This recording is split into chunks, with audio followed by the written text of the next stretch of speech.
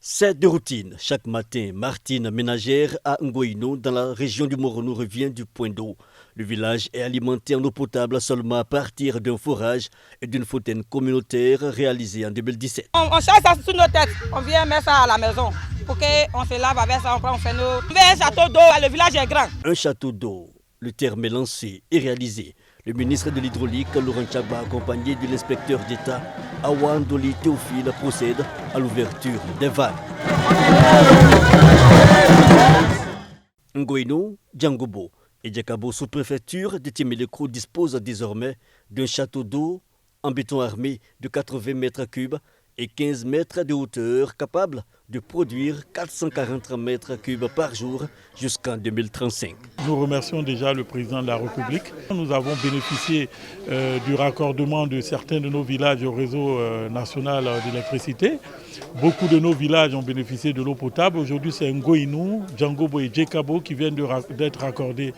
À Sahara, sous-préfecture et 6 autres villages, la même action. Ici, l'infrastructure aura coûté 554 millions de francs CFA.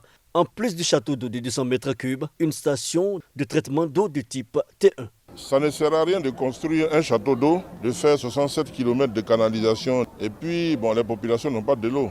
C'est pourquoi le président a toujours dit, en plus de tout cela, il faut aider les populations à avoir accès à cette eau-là en leur offrant le compteur à un taux social qui est de 10 000 francs et l'État prend en compte, je dirais, les 155 000. Ici, nous avons déjà donné les instructions à nos services.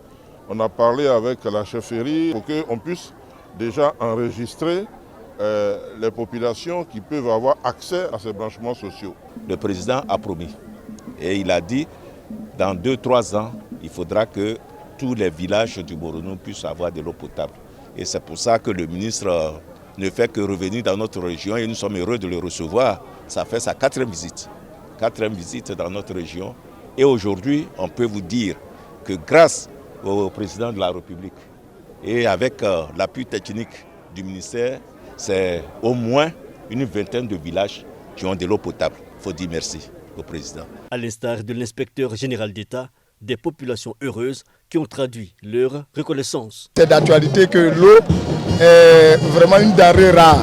Et vous voyez toute cette population, 7 villages qui bénéficient de cet ouvrage-là, de ce château que vous voyez derrière moi. On ne peut que dire merci. Tout le monde, merci beaucoup.